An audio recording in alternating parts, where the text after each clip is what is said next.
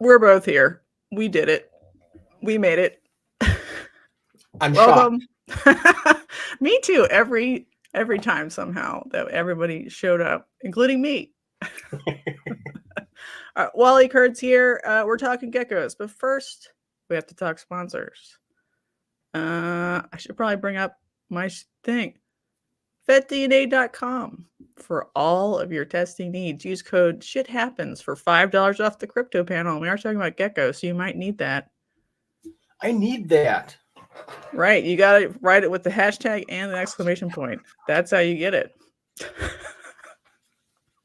Go on. I'm sorry. Okay.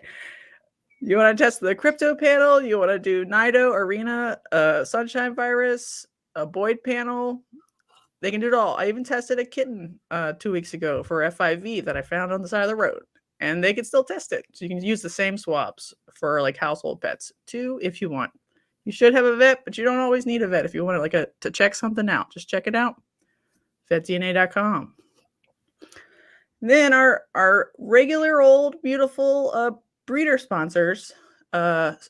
I know Powerhouse is going to be at Pack Noirs on January 27th and 28th in Puyallup, Washington, vending. And I'm pretty sure Justin is too. Those are our two Pacific Northwest breeder boys, and we love them. Thank you for sponsoring. BNS Reptilia, he's doing a special mention holdback rack from now until Christmas and get 25% off any animal on his morph market, and he's updating his morph market next week. So we love that. Thank you, Chris. BNS Reptilia, Gray Family Snakes. I forgot to share my screen because I'm awesome like that. Gray Family Snakes was on Rare Genetics Inc.'s podcast, like some pictures and some of their like testimonials about how family was important to their business. And I thought that was super fun and cute. So go check out this episodes of RGI and check out Gray Family Snakes on Instagram. Who did I miss? Bravo Zulu. So Bravo Zulu is a female veteran ball python breeder, and she told me that her Midwest shows were pretty good, sold a decent amount of like low end stuff, but resins were selling really well. So maybe people were thinking about Christmas presents. I thought that was pretty exciting that her husband's resin business was doing good. They were very fun. Check it out, Roasted Anchor Co. But thank you, Bravo Zulu, for sponsoring. And did I get them all? No. Forgot Shane. Whoops. So Shane attached a non-pay, so a spot nose, yellow belly, calico clown, and I think it's really awesome. You should check it out on his Instagram. And I told him through force of under the pain of punishment that he had to do a YouTube video about it, because I think promoting that project is really fun. So if you want calico stuff or you just want to look at what it looks like in combos, check out Small Town Exotics. Thank you, Wally, for sitting through the sponsor spot. You did it. Congratulations. Did I win something? Did I win a nice pat on the back or something? Yeah. Everybody spam the chat with W for Wally sitting through the sponsor chat. How about that?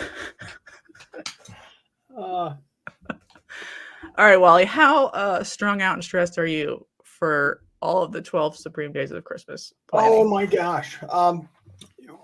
I'm probably at a 5.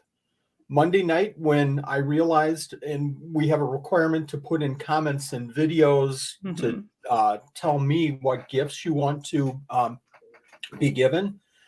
And I realized that the comments weren't working, and this is now like 11:30, and I'm trying to fix that so that we could draw names the next morning. And the worst thing that can happen in a giveaway is that something falls down with you're not getting all of the answers, you're not getting all of the replies, you're not seeing everything. So I got that all fixed by 1 o'clock in the morning. So my stress level at that point on a scale of 1 to 10 was a 48.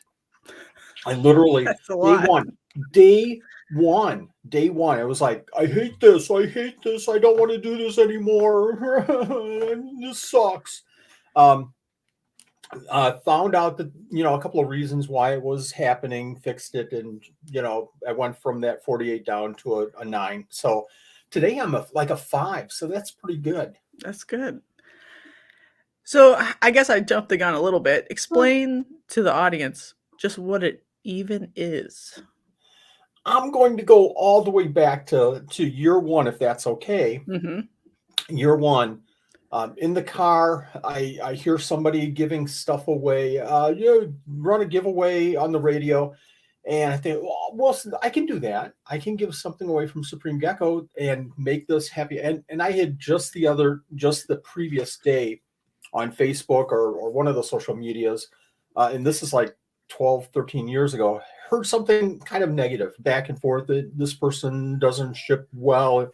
I thought we've got to have better, it's the holiday seasons here. Let's be more happy. So I'm going to do a giveaway radio. I'm doing a giveaway. And then right after that, I'm thinking, what can I give away? I can give away a Gecko. I can give away a gift certificate. Make it easy for people to, if they want this or want that, I'll just do a gift certificate. And right away, a song comes on the radio on the first day of Christmas. I'm thinking 12. I could give away 12 gifts. That would be like 12 times as cool.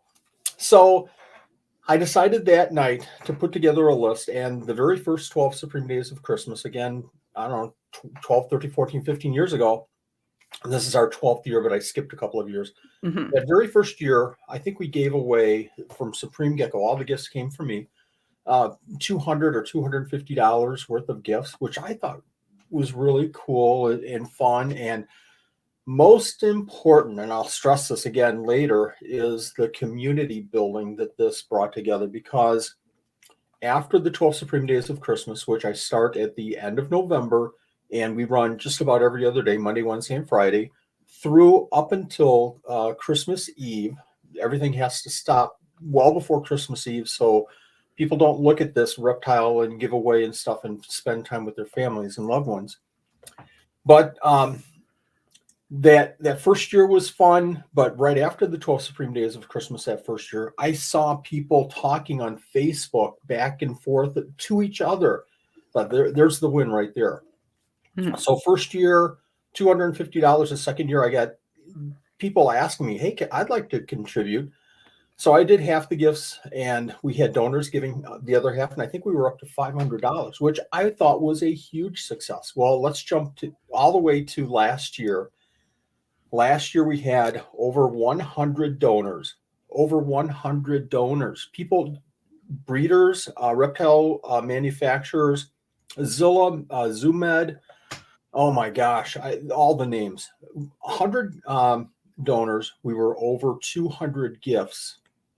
How do you fit 200 gifts into 12 days? And the total value, and this is hard because it's not about the money, but it's the only metric that I can use to share how big of an event this became. Last year, we were over $32,000 in gifts. It's crazy.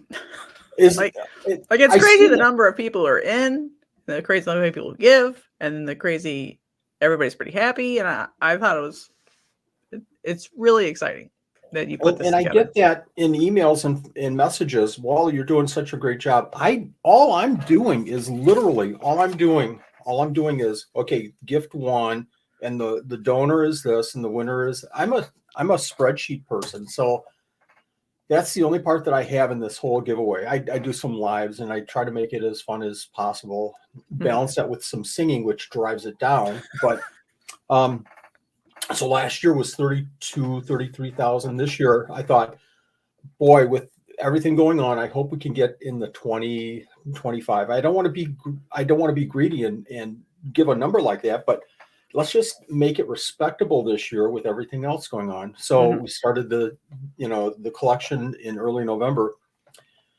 When we started the event this year, we were over 120 donors. We are over 400 gifts, and we just maxed out at $54,000. Wow, that's $54,000. That's a lot. So when you talk about stress levels, it's the coordination with creating the 12 Supreme Days of Christmas donation page with all the gifts, all the donors. Links to every single donor in there. We're collecting Christmas cards this year. We created a frequently asked questions. And then we start the giveaway and all the promotion. And I don't do a great job with promotion of this event, but we start the promotion before Black Friday. And we have our very first live Black Friday. So it's the 12 lives, it's the 12 videos on how to enter for the next day. And then it's connecting the donors with the gifts. So it's a lot of work. It's a labor of love, certainly. But again, and I'm going to stop this here because I'm blabbing so much. But I want to give you an example of how important this event is to me. I did a reptile show a few weeks ago, and somebody stopped at the table. Hi, how are you doing? A good friend. And we started talking. Somebody else came up. Hey, Wally, how's it going? Those two people had never met. We started talking, and the first person said, hey, good luck with the 12 Supreme Days of Christmas. And the other person said, yeah, last year was my very first year. They started talking. I moved on to a customer because it shows that's your job is to work with customers instead of blab about geckos like I do. So I moved on to a customer. 15, 20 minutes later, I come back and they're talking geckos and they're talking just all kinds of different things. That's a win for me. That's such a good feeling for me, is to get people that had never met before talking about reptiles in a positive way. And, you know, how do we lose with something like that happening? Yeah, let's oops, wrong person. Ew, That's disgusting. me.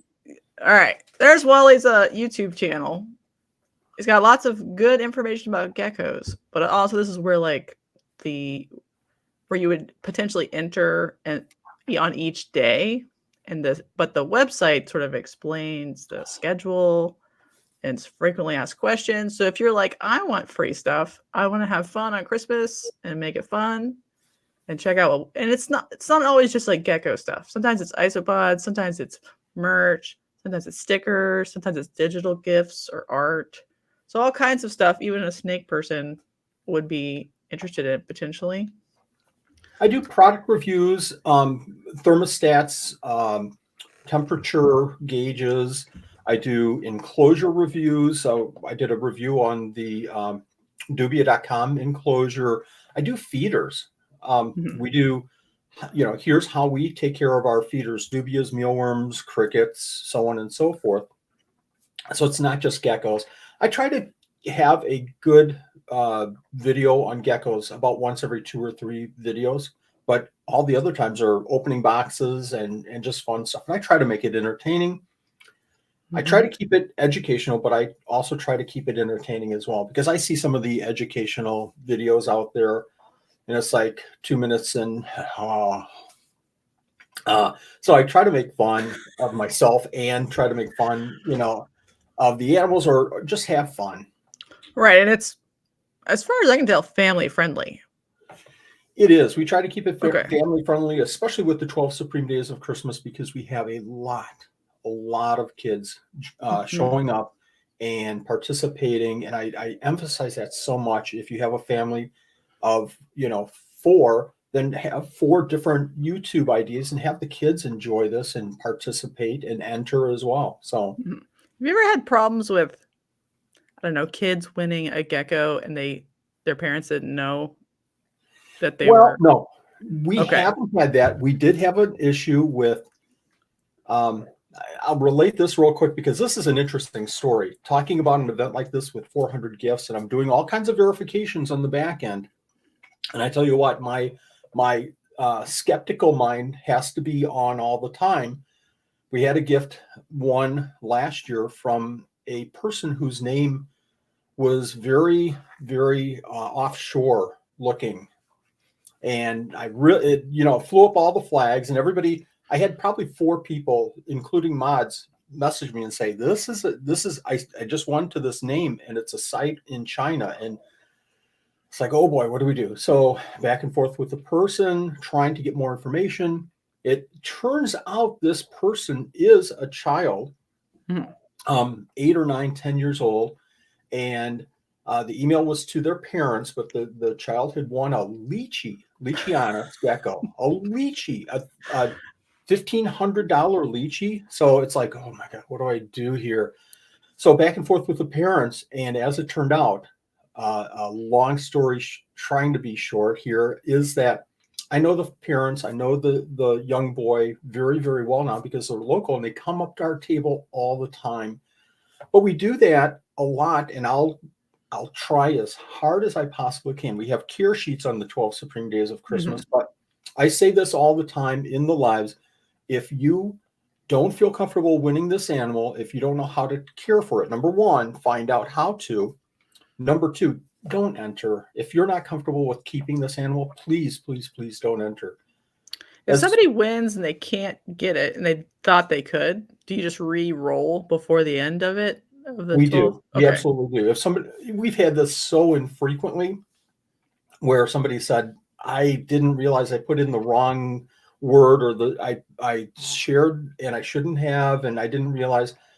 It's okay. And I don't like doing this because it kind of changes things up a little bit, but we'll throw the gift back in, and then we'll see if we can work something out.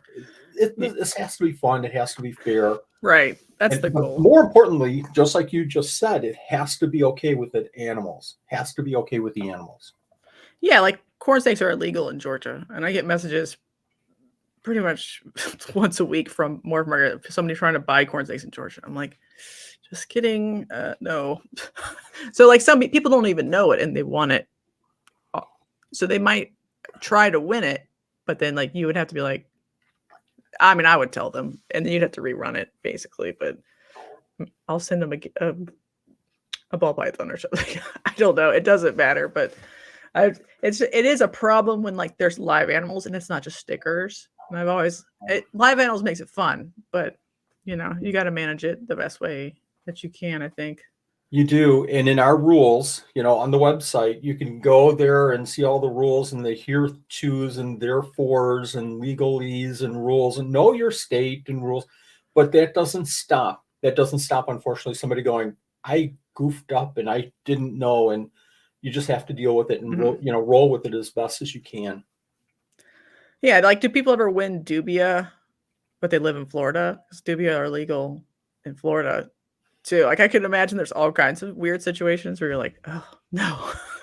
So there's a point, and I kind of touched on this earlier. There's a point in the giveaway where I have to, unfortunately, to keep the process moving forward and doing 30 to 40 gifts every single day, 30 to 40 gifts, and going through the giveaway and talking and promoting the donors and everything that we're doing. There's a point in the process where somebody wins a dubia. I go, okay, let me get your name. Okay, donor, here's their name. And I have to go, okay, I'm out. You two work this out. I can't take every single gift and say, okay, are you okay with the laws in your state to make sure that you can keep these dubia? Unfortunately, and it feels very, very impersonal to me because I'm doing that. But I just have to link up and walk away and hey, if this doesn't work from the donors or the winners' point of view with these emails, contact me back in 3 or 4 days and I'll jump back in and see what I can do. All right, Brian has a question, and anybody's available to ask questions because we can go down bunny trails at any time. Brian asks, Wally, what's your favorite gecko? And if you could only keep one, what would your favorite one be? Like if you were forced? It would have to be probably Lygodactylus williamsi because they're Toronto Maple Leafs blue. I said that to Brian because he's a huge Toronto Maple Leafs and not a Chicago Blackhawks fan. My favorite, I love the electric blue day geckos. I think that's pretty much one of the more recognizable geckos in the hobby. My favorite though is, and we're diving into the details here, but Periodora picta. It's the Madagascar ground gecko, ocellated gecko. I love it so much because it reminds me of like where leopard geckos were 20 years ago, where fat tails were 10 years ago, where crested geckos were 5 or 6 years ago. I breed a pair of Periodora picta, and the cool thing is that I can sell them at reptile shows to families as a first pet, just like a leopard gecko, but just a little bit smaller, so more manageable. And I can do that and talk to a family and get them introduced into reptiles with this Periodora picta. It works out great. But from a breeder standpoint, I breed a male to a female, and the results are 52 card pickup because the genetics are just so all over the place with Periodora picta. So last year I produced a just an amazing snow Periodora picta, just amazing, just white, and they're usually banded brown with sometimes a stripe like a fat tail, sometimes a stripe on the back, and sometimes not. But brown bands going 6 or 8 brown bands going down their back. This one was white. This one was just absolutely purely white like snow. I produced that. And again, I mentioned the stripe down the back. I produced one that has 3 stripes, a tri-stripe. Do you have a picture of that, Wally? I do on my page. I should have shared some pictures with you. I'm sorry. I should have jumped in and on done your Instagram page? Somewhere on social media out there. I think if you go to my website, Supreme Gecko, while I'm blabbing away here, go to Supreme Gecko, go under collection and go under Periodora picta. And I think I have a couple of pictures there. But you know, the thing is that they're wide open. There's T plus albinos, there's snows, there's granites, there's Xanthic, there's the tri-stripe, there's reds. Oh my gosh, the reds that are being produced in these Periodora picta. And the thing is, it's just beginning. Like I said with the leopard geckos, when some of these, oh, there you go, good find, good job. I think I largely agree. Like they have morphs and they have polygenics and they have enough inherent variation that someone could selectively breed or morph breed. So that's what makes them fun. They do need supplemental heat though, right? Yes. So just like a leopard gecko, but just a smaller enclosure. So, you know, the best enclosure for a leopard gecko is a 20 long. These guys, 10 gallons are like Park Avenue to them. Throw in some cork bark, throw in some food dish, a water dish, a couple of hides, some sphagnum moss in the corner under a hide, and they're good to go. Or you can do them just like leopard geckos and keep them, you know, with just paper towels. Not so much recommended. Or you can put them over sand, and they're okay with sand too. Yeah, that was a good find. I'm kind of. Will they eat you know, dubia or mealworms from a cup, or are they like picky like fat tails are? They're the biggest pigs in the gecko world. So I can throw anything in there and they just go like nuts. Not picky at all. So I'm feeding the adults. I'm feeding medium dubias, lots of mealworms, crickets, hornworms once in a while, waxworms once in a while. Is that an anery or xanthic? Yeah. Or is this wild? Just like I'm working more. The problem with some of the genetics is nothing's proven out by me or by anybody else. So that's what I'm trying to establish. And I don't like to call something xanthic or anery until I've proven out that line, which I'm working on, but probably I'm a couple of years away from just establishing and making sure that this is a genetic trait instead of a line bred. Right. I've seen like anery, whatever, it could be xanthic, but both like imports from Europe a lot. Like, because Europe kept more of them. Were you buying stock from Europe, or were they in the States already and you picked them up in your travels? I was into Periodora picta many years ago, and then about 8 years ago, I pretty much almost got out of geckos because of work and had to rebuild my collection about 5 years ago. So I went out and bought a dozen wild animals, and then just started keeping back the ones with wider stripes or something with a little bit more red or something a little bit lighter. And you do a lot of, you know, initially it's all line breeding. You're just keeping back what looks different. And then sometimes you'll hit on something that looks like a tri-stripe. So that seems like a genetic marker of some sort. You find some that have the black eyes, genetic marker. So keep those back. And they can have solid black eyes. Yeah, pretty like cool. a crested gecko do sometimes. We're looking Just like just like a Is that recessive or what is that? I don't know. I don't know. And We're cutting edge here. I'm being very, honest with you because I feel very, very, very strongly until somebody, me or somebody else, says, "Okay, I've bred this through about 4 or 5 generations, and I've proven out that this is a genetic kind of morph instead of a trait." I'm going to say I don't know. Is the generation time like a leopard gecko, like a year-ish, or is it 2-year-ish?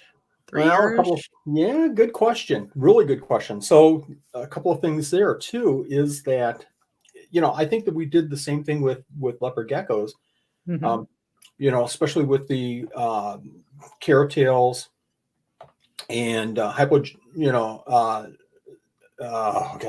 of the genes that we came up with. But then, some of these other ones like Enigma would pop up, or not that that's a good one, but Max Snow would pop up, and it was so, the phenotype was so identifiable. Here, it's just really not. There's nothing other than a male that really, the T plus albinos, that really stands out where you can go, okay, that's what that is. I know 100% that that's what that is. So you think the Anery / Xanthic is a scam, Wally? No, I don't think so. I've seen them sell them like, this is a visual, it's $400. I imported it from Belgium or whatever. Yeah. And hets. I don't think it's a scam. I think that I would like to personally see some of the breeding information to go from that person that's bred them and is saying that it's that. I'd like to see that breeding information, and I'd like to see it proven out. I'm not saying it's not. I'm just saying that I haven't seen anybody that has worked with this gecko for 3, 4, 5 years and called it this and proven out the breeding records. Okay, that's fair. And to be honest, like, it obviously could happen, but it could be like Max Snow too. Like, the hets are Max Snow and then there's Super Snow, and that's what's causing it. It's not actually, it just looks recessive, wink wink, Yeah. The whole point there is we don't know because nobody's really worked on these. So I was saying that's one part. The second part is these Periodor picta breed like rabbits, and that's good and it's bad. It's very, very bad in that I'll keep them all together from birth for about a month or so. They'll grow up all together in a 15-gallon tub, about 15, 20. It's not a big deal. Lots of food, lots of cleaning. Clean every day. I clean that tub every single day, and they'll grow like crazy. But at about a month and a half to 2 months, now I'm starting to look. I'm looking at every single one. Is it a male? Is it a male? Is it a male? If it's a male, I'm pulling it immediately into another bin. Another male, another male. I'm getting those males out of that bin as quick as possible, because if you don't, the boys at 2 months of age will breed with the females at 2 months of age. So you'll have a female that will be laying eggs at 3.5 months of age. And these eggs are the size of softballs. Well, maybe not that big. They're the size of peas. And these little Periodor picta are only a couple of inches. It's really hard to see something like that. So I pull the males as quick as possible. The other thing is that because they do breed so quickly, you can breed them at 7 to 8 months with a healthy female the right way, and turn that, over that whole program, that whole line over in about, every 8 to 10 months. So that's like powerful for generational time, but it's also like, it's really easy to overproduce for your hypothetical market. So do you think? Yes. I don't know. No, you're right on. You're right on. Do you think people should, like, how many continuous 2-egg clutches do they lay once they start? Do you have to cool them down to make them stop, like some like aseasonal breeders, or how many do they lay? Yes, continuous. They never let it go. I'll relate this to a story. We had Ron St. Pierre, and maybe some of your viewers know Ron. He does all kinds of just crazy, wonderful, wonderful animals. He did Periodor picta many years ago, and I asked him one time, Ron, why didn't you narrow these down and work with them? And he said, Wally, when I started breeding, I had maybe 10, 15, 20 pair, and I had so many babies, I didn't know what to do with them. They were just all over the place, and I just didn't have time to go through the hundreds and hundreds of baby period or picked up. I would pick one out and say, okay, this is a light one, this is a light one, let me pair those up. But past that, he didn't take it the second, third, fourth generation that, the true breeding project to focus on one genetic would do. He just didn't have the time because he was getting so many. And I think that that's the problem with period or picta, is that they just produce so many. You have 4 pair that you're working with, a snow, a red, a wide stripe, and a 3-line. And all of a sudden you have 700 babies. Now what do I do?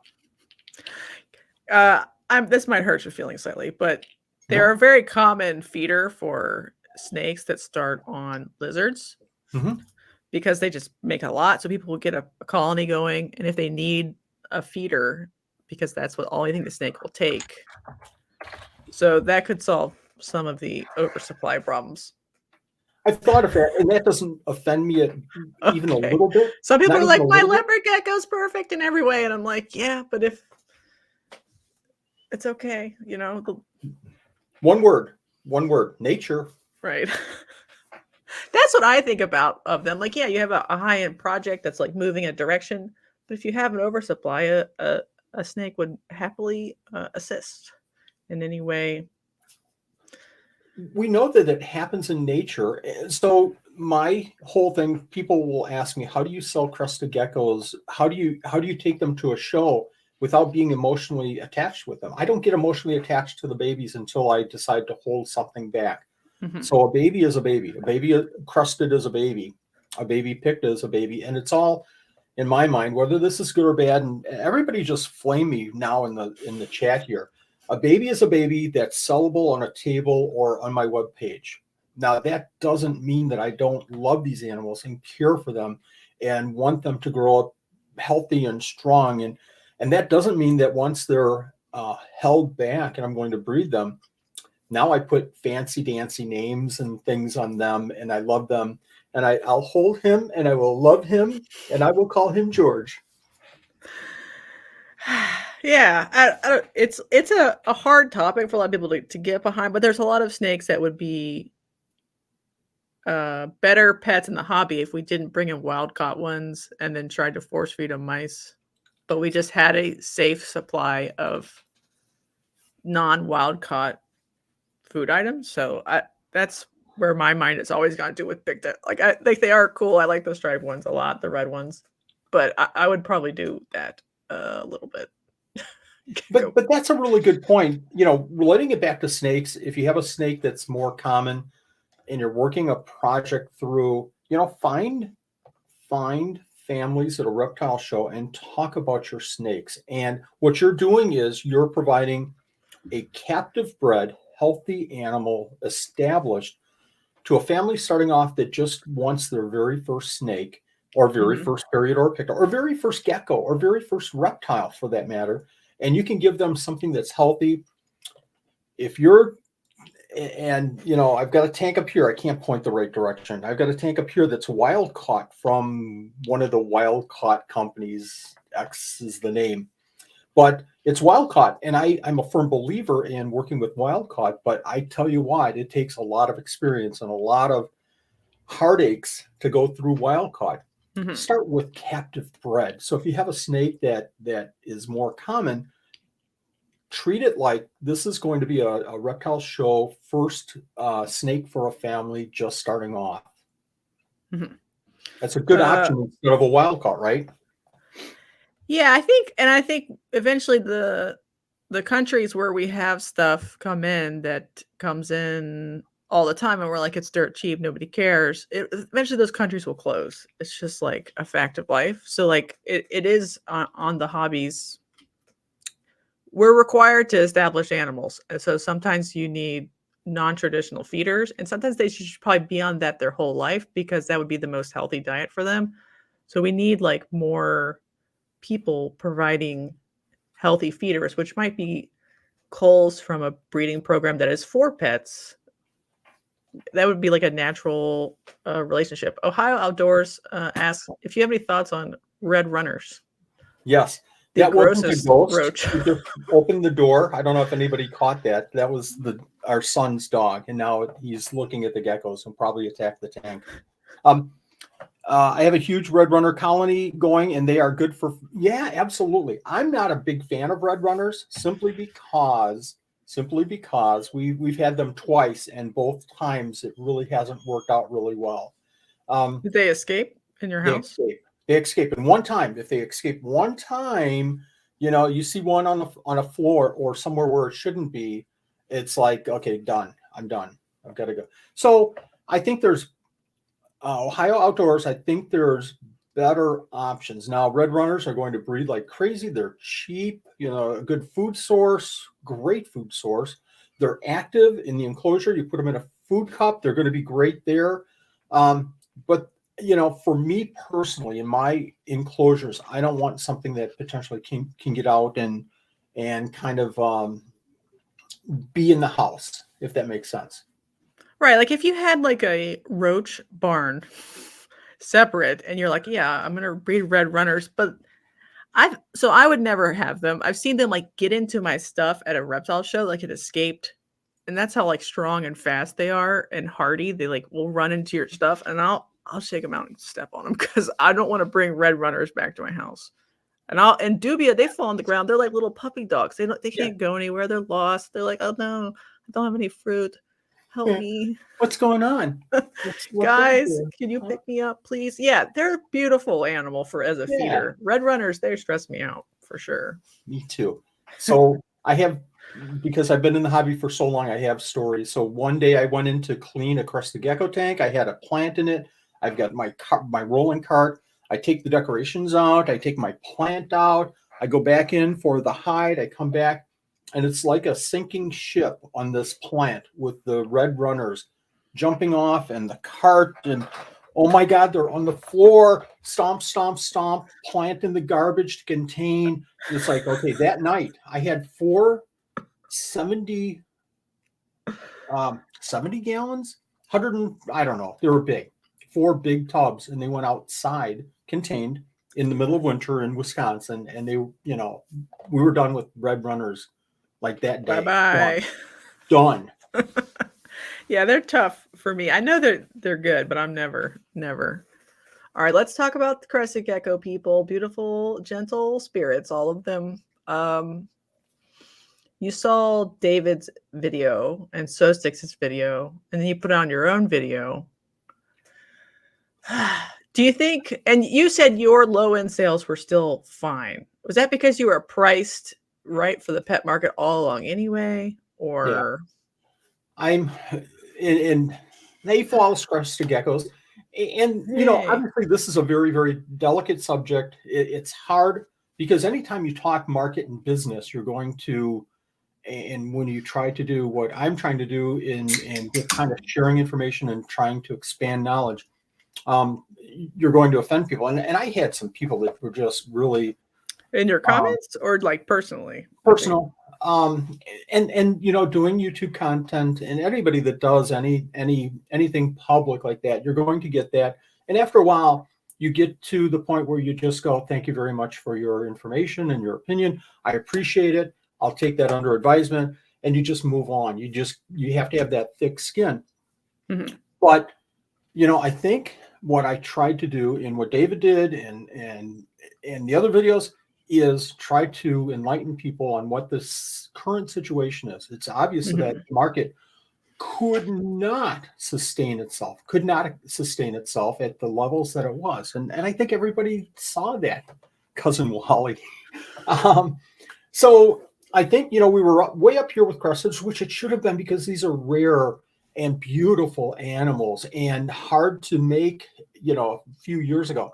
But then, just like I've got to take the example of Max Snows. Max Snows, the first year females, $2,500. The next year, males were $2,000, females were $2,000. The next year, $1,000. The next year, $100. that's how these genes work. You establish the prices way up here. You spread out to the hobby, and there's other factors going on with crested geckos, obviously. And the market can't sustain with the demand is so high and the supply is so low. It's basic economics. The price is just going to jack. I can't reach that high. Ugh, I can't reach that high. So the market's just going to go, out of the roof. But it can't sustain itself. So a couple of years later, when they start going into the hands of good breeders, they're able to reproduce. They're able to bring the supply up. So if the supply comes up, the demand is going to come down. Well, from I already have one, so I don't need one, or I have what I'm looking for. I want to start breeding. Just can't sustain. So the market has to come down. The problem here is that the market went up so quick, and the genes are fairly, reproducible. And the generation time is relatively short compared to some animals. So it's got to come down. So that's what's happened with the crested gecko market. But now it's stabilizing. The only reason why the prices are still coming down is because people that really shouldn't have gotten into the market maybe did for the sake of money. And I know there's a lot of great breeders out there that they're not doing this for money whatsoever. Flawless crested geckos, altitude exotics, myself, we're in it to see new stuff and to play around with different traits and morphs and just, oh my gosh, look at that crested gecko for the beauty of the animal. If you're in it for the money, you're in it quick, and God help the people that bought high and then are now selling low because they just, oh my gosh, the market's crashed. I'm going to get out of it. So, but that's going to happen with any market. It is. So the market's come down. It's starting to trying to do this. It's come down, but it's going to start stabilizing in the next, I feel, this is my opinion, 6 months, 8 months, a year. Once it's there, then we're going to have another couple of new things popping up. The market's going to go back up. So now we're at a very natural kind of roller coaster, whereas the last 2, 3, 4 years, the demand was so high, the supply couldn't keep up. So the prices just jacked. So that's going to happen. Andrew, thank you for the super chat.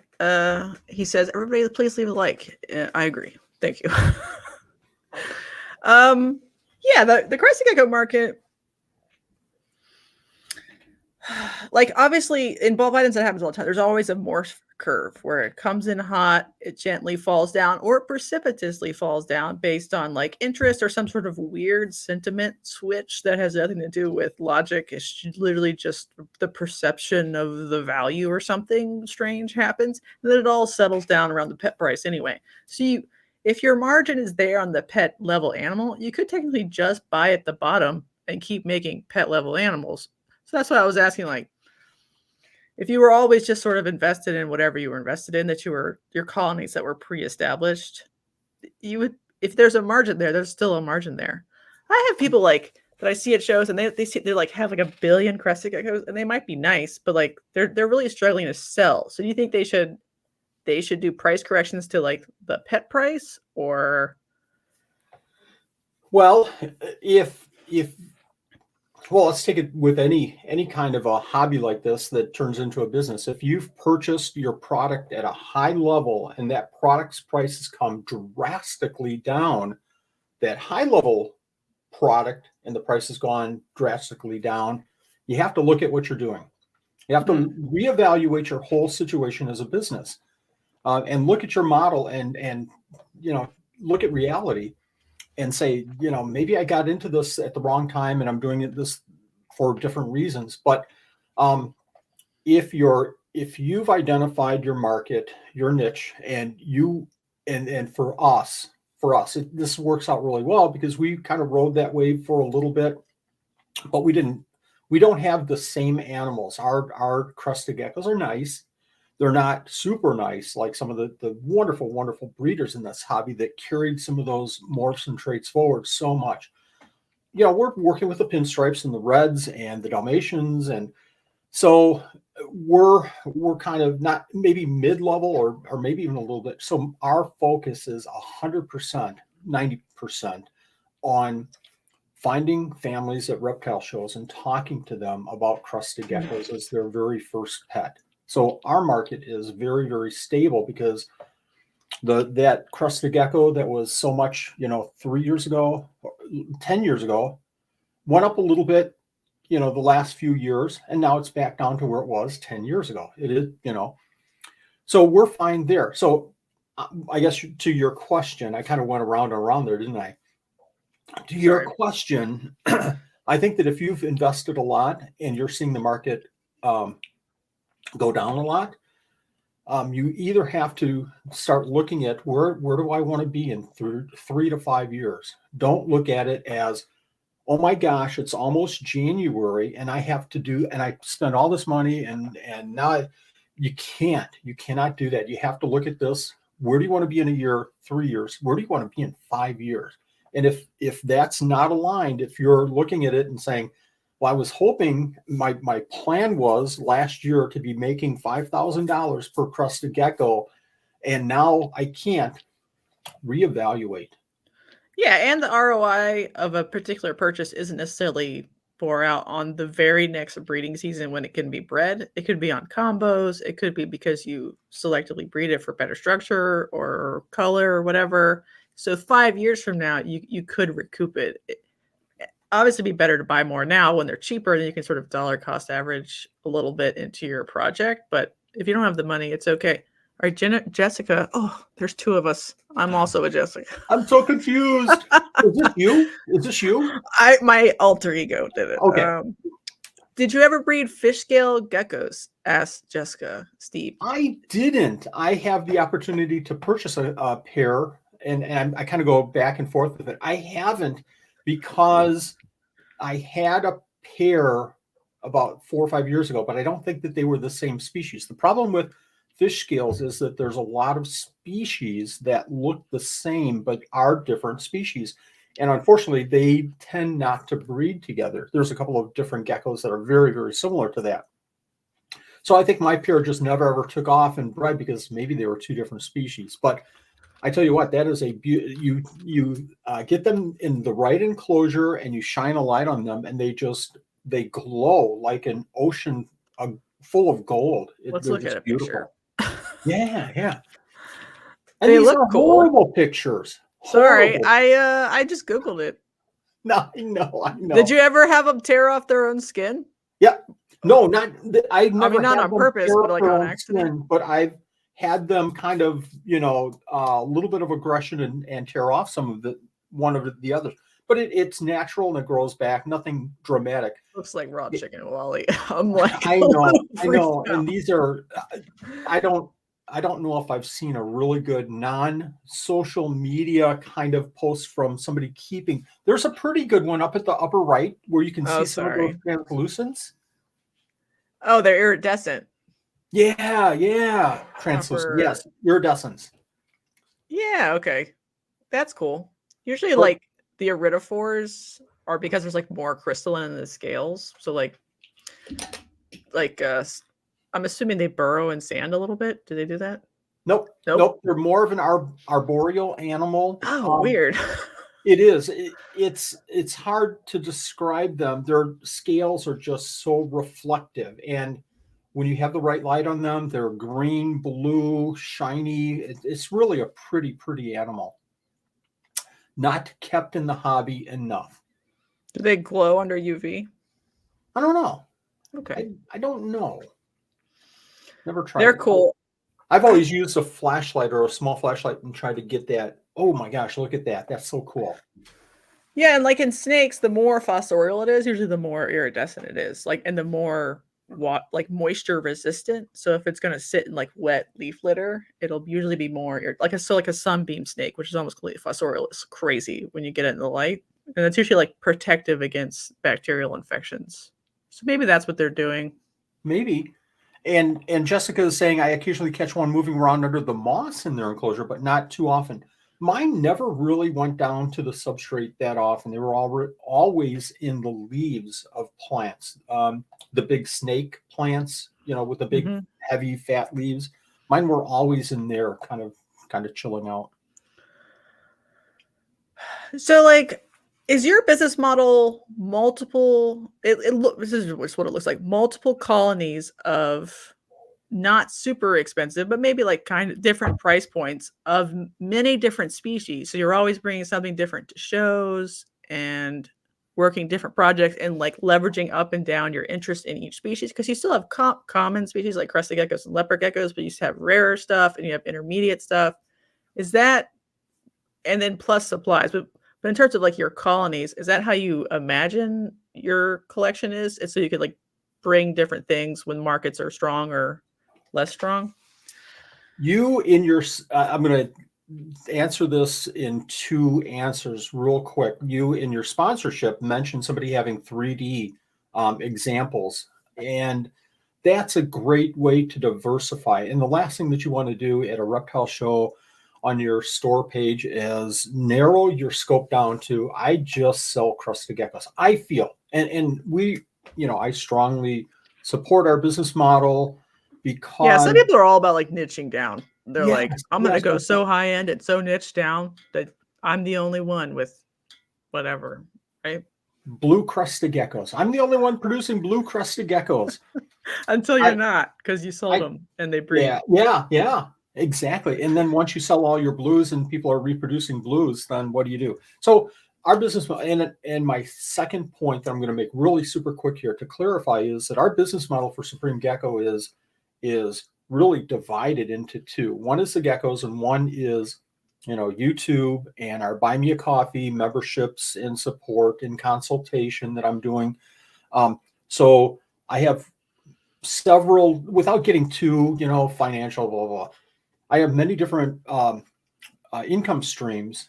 Mm-hmm. The geckos are part of that. So speaking specifically about the geckos, my business model there is to have my bread and butter species like crested geckos, like gargoyles, like viper geckos, like barking geckos, the Nephurus melii, things like that to support the business. And then I have many other rarer geckos that are another income pool of sales where I don't depend on them, but when they come in, they just, here's our base because we sold this many cresteds, this many gargoyles this month, and this Supreme Isopod Chow, isopods. So here's our base. And then I'll sell some rare geckos and some more rare geckos. So it just kind of piles on top of each other. That's my model. So you think that the the steady that I didn't answer your question, did paycheck of supplies and like social media income is like pays the bills, and then like steady like normal hobby species is like, a little bit more, and then just like the rare gecko you sell every once in a while, it doesn't really matter that once, but it's good like content farm for social media but it's cool when it sells, but you're not that worried about it. Wow, spot on. Wow. I mean, I know a lot of people who keep something weird just for social media purposes. And have you been looking at my books? Because you nailed that. No. Wow. So I think about like Herp Time a lot and Frank Payne, because it's like many rare somethings, and they have colonies, so they could be quite large colonies, but they're not like the crested gecko breeder. They just have high-end, awesome crested geckos. And I'm like, that's just a different business model. And both of them are fine. But I'm like, maybe that one is maybe not as profitable in like the high times, but it's more profitable in the low times. Because right now I have a wait list for Elafe climacophora, the Japanese red snake, but I don't have a wait list for ball pythons or corn snakes because they're just more common. But a rare species in a down time, nobody has it except for you and 3 other people. Yes. Total. I love this conversation, and I think that you're spot on with this 100%. So I'll say it this way. In my mind, here's how it works. Crested geckos, gargoyle geckos, and Periodora picta, the Supreme Isopod Chow, the Pangea diet, those 5 items, those 5 products. I hate to classify a crested gecko as a product, but I'm going to do it from a business standpoint because you have to in your mind. So those 5 products drive the business and pay for the 40,000 mealworms that we bring in every single month and the 20,000 crickets. So if I don't sell those, you know, the animals don't eat in my mind. So we're constantly at a certain level, and sometimes that goes up and sometimes it goes down, but that's a pretty solid constant. If I look at it quarterly, I can see that line just, you know, level off, and sometimes it goes up a little bit, you know, on the P, but that line's pretty solid. And if it goes up, that's great. If it goes down, you know, I'm kind of, why did that just go down? However, you know, the isopods certain times and the rare geckos at certain times and our feeder chow that we're selling now and other items will just kind of help that baseline kind of carry it a little bit higher, if that makes sense. Mm-hmm.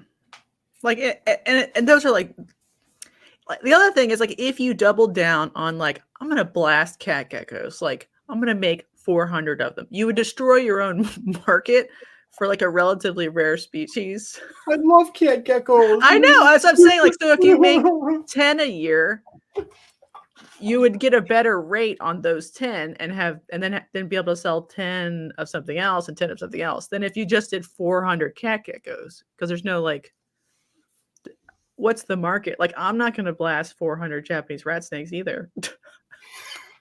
Sorry. Even if I have a wait list, I ain't blast it, because it'll be $10 if I do that, because the demand's not there. So you have a rare animal, whether it's a snake or a gecko or a fish. I used to do tropical fish. If you have a rare animal, why would I name a rare snake that you're working with? I have melanistic Vladivostok Dion's rat snakes. So how many pairs of those do you have? One. Okay. Would you have 20 of those pairs? No, I think it would literally destroy the market for them if I by myself made 20 and then sold them to people.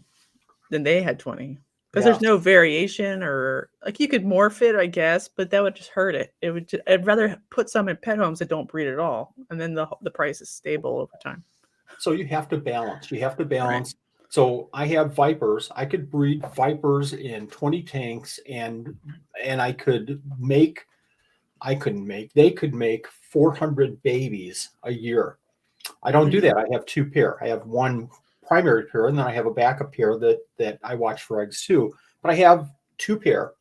Sometimes I'll have 3 if I have one juveniles growing up and I get a pair out of them, and maybe I'll hold them back. But anyways, I don't have 20 pairs of this, not super rare, but a rarer gecko. And I don't extend that because I know that the market would flood and I won't be able to sell the animal as readily as before. And it's more that, you know, I want to work on vipers, but I also want to work on these, and I also want to work on these. A good example is a Pachydaculus oreophilus, which is the babies are jet black with white legs and a white tail. It's just oreophilus. They're just super, super cool, but they're easy to breed. For me, maybe I've, you know, dialed it in the right way, and I could breed 10 groups right now and produce 1,000 babies. But that doesn't help the market. That doesn't help me. That doesn't really help the animals, because now they do literally become a product. Instead, I have a couple of groups, and I'll collect, you know, maybe 20, 30, 40 eggs a year. And it also doesn't help your customers either. So Right. If you blast 1,000 rare geckos, there's nobody for them to sell to either. Like, the pet market's flooded, the intro breeder market's flooded. This is what happens a lot, where, like, you know, everybody who wants something has it. They breed too much. It's rare, but too many people in that show circuit have it. They bring it. They can't sell at the show. Nobody has it. And then the price goes up in that circuit because nobody has it again, and it becomes rare again. That was exactly what we saw with viper geckos. Jessica says viper geckos and flying geckos are on her list. We saw that with viper geckos about 15 years ago. I was breeding a pair of vipers, and I was getting babies, and I was selling them for $50-ish per viper gecko. Not that that's a lot, not that that's a little, but I remember doing about 3 or 4 shows, and somebody brought in a 27 quart sweater box and there had to be 100 vipers in there, and they were selling them for $5 a piece. And I remember that year. Nice. It's kind of the Yogi Berra statement. Nobody is keeping vipers anymore because everybody has them. And that was exactly it. Okay, everybody's breeding them, so we're getting out. That next couple it's years, an interesting problem because like some of them should, but then some of them shouldn't. But sometimes it can like make stuff go extinct because everyone's at the same time. It's like there's no market left. Then it's a problem. And that's what happened with the vipers. 2-3 years from that point forward, there were no vipers in the market at all. Right. When I got back into vipers about 3 or 4 years ago, I had to find somebody in the US that had brought some over from Europe, and I paid hundreds of dollars for a pair. Mm-hmm. I think it was close to $1,000 if I'm not mistaken. And I just wanted to work with vipers. I brought them in. I started reproducing them. But now you have to watch the lines and everything too, and bring in hopefully new blood from Europe and start crossing there too. Right. But that happened. Can I ask you an obnoxious question? Yeah. You don't have to answer it if you don't want to. I'll answer it. I'm transparent. Okay. All right. Listen, I like Josh's frogs. I think they're cool. But sometimes I look at their prices and I'm like, does Josh's frogs have hundreds of this thing, like Velardi or whatever? And I'm like, should I just get into Occidentalis because Josh's frog doesn't have them? Because they take 2 to every show they do, and they do 10 million shows. So then I'm like, like if I was going to get into Yuri's, like I thought about it a lot, and I'm like, what do you think about that? Do you think that they, because they're a big company, like control how many they make of something? Or do you think they've got like 400 of Viper geckos just chilling in the backlog, and they just bring 2 to each show, but they really have 1 trillion?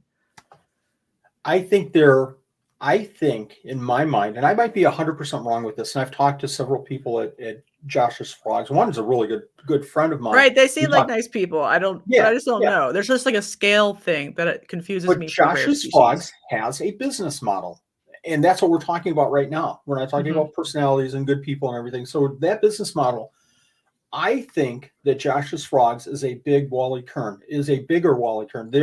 They have vipers. I have 2 pair. Maybe they have 4 or 6 pair. I have a pair of dwarf geckos. They have 4 pairs of dwarf geckos, but they have a bigger business, Josh's Frogs, obviously, than Supreme Gecko does. Right. If I sell 10 a year of this one pair that I have, that's my market right there, and that's what I'm shooting for. Maybe they're shooting for 40 because they have a bigger name, because they have a better website, because they do things a little bit different. So I think that that's what their business model is.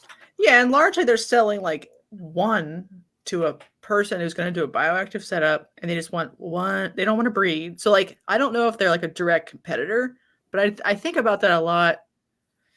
This is partially why I'm not getting into Crested geckos anytime soon, even though I like them. There just are too many other people who I would be directly competing with at shows, straight up. So I would rather get into Yuri's or something. But then you almost have to pick, for me, the species that you would best represent in the hobby or whatever. Yes. So if Josh's Frog is putting like the pet Urodactyles, Urodactylotes in pet homes, I should probably pick the more rarer high-end ones, or Symmetricus or something. That's what I think about every day. Can't sleep at night. But that's what you have to do as a business owner. Right. Once you cross that line of Cushy over there is in an enclosure, and I've made the best enclosure for Cushy that I possibly can. Once you get another Cushy 2, and it's a male and a female, and they breed, and now you're thinking in your mind about, okay, I could sell these and buy a nicer Cushy or whatever the animal is. Then you're crossing that line over into the business. And if you're in it for the business, then you better be thinking with a business mind. In my mind, did I say mind too many times here? That's fine. So I think you have to start, focusing more on the business with part of your time, part of your mind, but still keep the hobby. Nothing is going to work. Nothing. And you'll say this right after I say it. Nothing's going to work if you don't love doing it. We had bearded dragons and we had chameleons, high-end chameleons, for a long, long time. And we were selling a lot of bearded dragons and a lot of chameleons. I didn't enjoy the bearded dragons. They were the last things that I was working on downstairs. We had 4 pair, I think, and we were producing a lot of bearded dragons, taking them to shows, and it was just a constant seller at shows 15, 18 years ago. I got out of bearded dragons because it just wasn't enjoyable. It was just, and then same thing with chameleons. It wasn't enjoyable because it felt like a different animal. It felt like I was raising up these babies, females, males, breed, eggs, babies, and then it was the recycle because the females were dying after a couple of years. Right. I felt like a chameleon factory, and that didn't fit me. So off the chameleon, and I had almost a whole room for chameleons. I got out of chameleons for that purpose because it just didn't fit my desires in the hobby, and kind of in a business model sense too. So number one, you have to love what you're doing, and if you don't, then you shouldn't be doing it. Number two, if you love what you're doing and you want to do this from a business perspective, then you better start watching some YouTube business videos, and you better be talking to the people that have a good business sense and finding out how you can improve. And you said that kind of keeps you up at night. It keeps me up at night as well. I'm a spreadsheet geek, and I'm freaking out right now because it's 12 Supreme Days of Christmas. I have no time to do anything, but I'm freaking out because I should be doing my 2024 goals in Excel and each animal listed and what my expectations and projections should be. So do you know the cost of production per species, or I don't, maybe per head for the whole operation? I do for the operation, and I do for like Crested geckos. I know how much food I go through, and I divvy out, the overhead and things like that. But all the rare geckos, that's really super hard. So I kind of lump the rare geckos. And again, I have a general expectation for the rare geckos, but I'm more focused on Crested geckos and gargoyles and making sure that the business is running. I call it keep the beast running because that pays the bills. And then all these others, I have an expectation. And if I grossly go over that, that's super cool. If I grossly go under it, then I re-examine and go, do I really want to work with these? Do I love them? Number one. Number two, if I'm not making any money on them, maybe I should reevaluate this. All right, let's talk about cave geckos. I can't. Business stuff, enough money stuff. No, we'll probably still talk about money, but so I have Boangs and Orientalis. Oh, nice! And in the hobby, there's Hanensis, Louii, Kurowe, Yamashine. What am I missing? A lot. Well, in the hobby, not like just in. Okay. So there's some more in the hobby. Here, let's look at this. But at any time, at one time about 8-9 years ago, I think I was keeping a dozen different species. I don't even, off the top of my head, I can't even remember. But yeah, you're right. Orientalis, my favorite cave gecko by far. Haniensis, Juliensis, Louii. Good gosh. See, that's what happens to the mind when you get old. Can you read this? Oh, Anglogenesis, no. Arenas. Oh, yeah, I've heard of that. I mean, yeah, I had it's hard. It's like a guy on Fauna had it 3 years ago. So you're like, I'm pretty sure somebody still has it somewhere, but like, it's not. Some of these aren't commonly available. So like, I guess that's what I'm getting at is why are these like? Why does nobody consolidate all the caves and then get good at producing at least 10 a year? So like 10 people could buy, or 5 people could buy a pair every year or something. What are we doing? What are we messing up here? What are we missing? Is it because some of them are just harder to breed than Boangs, Hanensis, and I mean they're all kind of the same, or is it just a numbers game? What's the problem? Like I have 2 male Orientalis. That doesn't do me any good. Okay, well, that's my problem. From you, am I?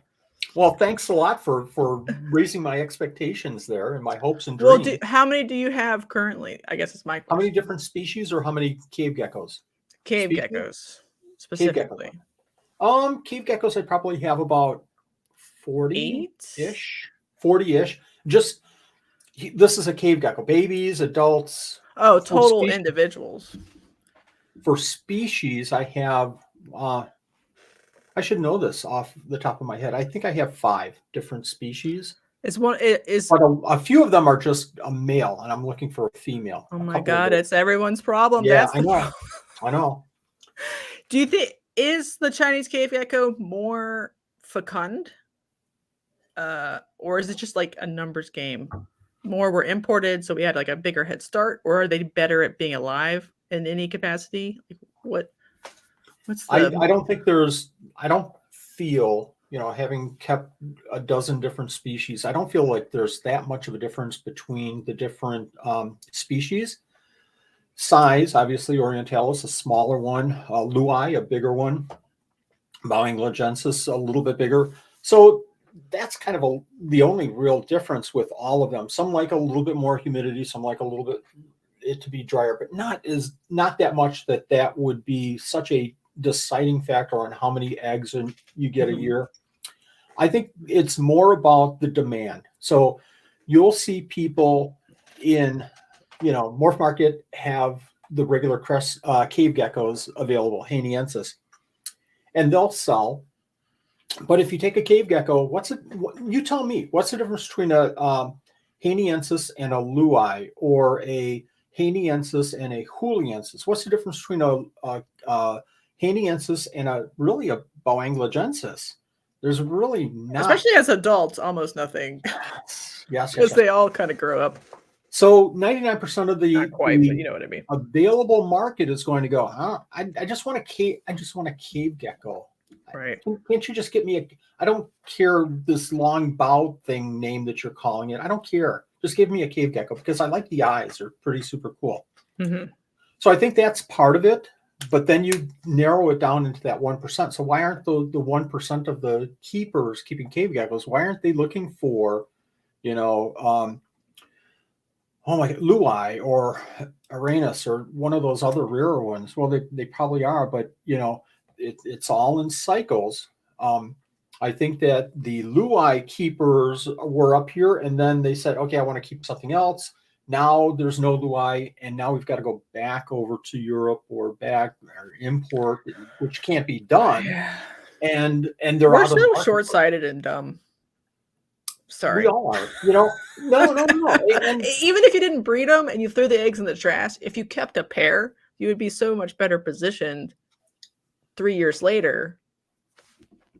Right? It happens. I think you're talking directly to me, because I'm talking to the whole universe. I look at that every time I go to a show and I see Orientalis. It's like, I had them. I had just the most beautiful red pair, not orange, not pink, not red. And I think, God, what was I thinking?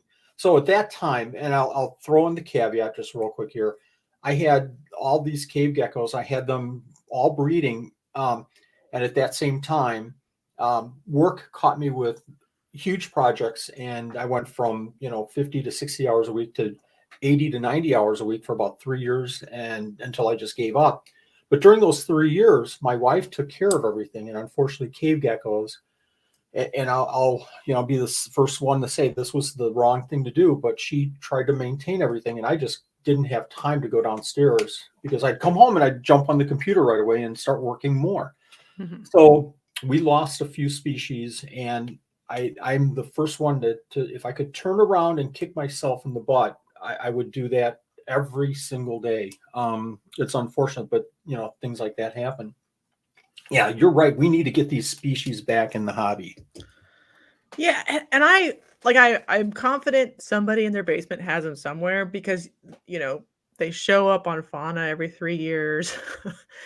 It's just like, we have a problem where there's like not a consensus of cave people meeting up, or other rare gecko species sometimes. And it just takes someone to do, I guess, if there's no problem breeding all of them, they're all equally breedable. We just need to get pairs together and start promoting it. Be like, look at that. Or look at this. Or who cares if it looks like a Chinese? This one's from Vietnam and it's big. Or whatever you want to do to like market it. Because I think now's the time, like in the lull of Crested Gecko hype, in the lull of ball python hype, to get people to try rare species of all kinds: snakes, geckos, lizards, whatever. We had a huge breeder, a wonderful breeder, Matt Boronik, Sosabek, that put out some amazing videos. If you want to see some great, I don't know if you've seen these, but he put out some wonderful cave gecko videos. And when he got back in, did he get back into caves or just? He did not. I've talked to him a couple of times about this, once maybe, I think, and he did not get back into them. Because, and we see the same thing happening with knobtails. Somebody will go, "Oh my gosh, I want to keep knobtails." Knobtails, the Australian knobtails. I want to keep knobtails, and they go from a pair to 4 pair to 10 pair in a year, and then 3 years later, I don't really want to keep knobtails. There's not a really sustainable market, and I've had them for 3 years. I don't want to keep them anymore. So gone. And when you talk about knobtails, when you talk about cave geckos, to have somebody breeding at this level and then gone, that's a huge percentage. That's a huge piece of the not market, but available stock that's gone from the market. Yeah, it's kind of crazy, actually. Like sometimes one breeder is the linchpin for the entire species in the hobby somehow, because everyone else who has it in the capacity of a pet. And there's sort of like a pet attrition rate, and they're not breeding it. And so like if one person stops producing that, like effectively gone until someone else sort of takes on the mantle again. That's why we like got to encourage people not to burn themselves out on rare species and not possess them. Just breed pair, not 48 pair. Absolutely. Yeah, I was talking to I don't even remember his business name now. I feel bad. A guy at the show, and he had Bowangs and insist. And I'm like, "Do you have Louis eye?" He's like, "No, they're all gone." I'm like, "I've seen a couple online." He's like, "Yeah, well, they all disappeared." And I was like, "Because we bred too many and then they're all gone." And I'm like, "What are we doing?" I know. And it's sad. And again, I kick myself harder than anybody could kick somebody for not keeping these species in the hobby. I do have Louis. All right, good. I have a breeding pair, and I only had 2 babies last year. So there's another factor of why cave geckos aren't more popular, why we don't see more on the market, is because you generally don't get 20 babies from a female every single year like a crested or a leopard. You get the same kind of situation that you do with knobtails. 6, 8 babies, and hope all 8 of those eggs hatch out. I hope all 8 of those babies survive. You're going to get a little bit of a mortality rate. So now you're down to maybe 4 or 5 babies a year. Now, looking at all the people looking for that, not a lot of people are keeping a Goniasaurus Louis. So the availability is so slimmed down, the supply is so slimmed down, and not a lot of people are more of a group, a universe is looking for them. So distribute these 5 to 4 people, it keeps that availability so far down. What do we do about this, Wally? There needs to be like a Discord group, Cave Gecko Nerds or whatever, and it's like you just trade them until we have enough known pairs to have a consensus. Because I get messages all the time like, "Do you have any female Orientals?" I'm like, "No, I want female Orientals." So like, I would keep, because they're not that hard to keep, right? Like, who cares? Like, you have some bins, it's room temperature. You spray them every once in a while, give them some crickets. They have really slow metabolisms. They don't even lose weight. If you're just like, I'll feed you next week. Like, mine don't even lose weight. They're fine. Give them a little mealworm dish. I taught most of mine to eat mealworms. Some of them that they came from cricket people. Dubia. They just like put them on the shelf. It's like an investment in a bond. You mentioned one of them. You're talking about how easy these are. They're not super easy. They're not, Crested gecko, leopard gecko easy, but they're not that far off. keep an area that's damp. Keep the enclosure a little bit higher in humidity, and keep climbing places, and a food dish and a water dish, and lots of hiding places. They're not that hard, but even taking it a step further, Kurahawe, you mentioned earlier. I remember once, checking for eggs, and oh my gosh, I must have missed them the last time she laid because there's 2 babies laying right next to mommy. Yes.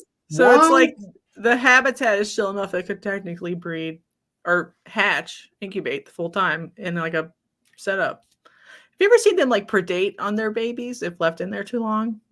I've not known that. Like Crested geckos would, hypothetically. I've, since that point, when I was breeding them and I found the babies, I was like, okay, let me go through the books. Nobody's saying anything about this. I'm just going to leave them in. And they were fine. I just stopped incubating. I still do with my caves now because I want to kind of manage them a little bit better and make sure I have the right humidity and blah, blah, blah, and understand them and learn more about incubation. But normally the babies are fine with the parents. The eggs are fine with the parents as well as the newly hatched babies. I'm assuming it's temp. I think I remember correctly. Temp determination for sex. Like, is that part of our problem? As we should be like forcing the issue by making more females? I've not read that it's temperature sex determination for cave geckos. It might be. I might have just missed it. Not that I've researched this a ton and not more recently. But having said that, I feel like we don't understand and we haven't done enough work in understanding the different animals that can be temperature sex determined. We obviously know leopard geckos can cresteds, maybe. I mean, I get square down the middle. I get 50%. If I'm 55 and 45 one year, I'm surprised. I get square down the middle. Gargoyles, I get 95% males. And I'll talk to somebody else that's in You're Chicago. Weird. Most people are the opposite. Let's talk about the gargoyles more, about me being weird. So I know a guy in Chicago that gets like 95% females. So, every show it's like, are you still getting that many females? Yeah. Are you still getting that many? Yeah, let's trade. Yeah, okay, let's trade. And then we never do. But there has to be something there. Is it temperature? Is it humidity? Is it light sensitive? There's got to be some 95 and 95. Is it from every female or every male? Like how many in separate my whole, genotypes? So last year I produced, I don't know, 50 gargoyles, 60 gargoyles, and I'll guarantee that 95% will be males. Were they all sired by the same male or unrelated males? I have 15 groups. And I shut down some last year because I didn't want to overproduce gargoyles. But of the groups that were producing, it's a boy and a girl, boy and a girl, boy and a girl. That is weird. I don't know. Kind of churning now, isn't it?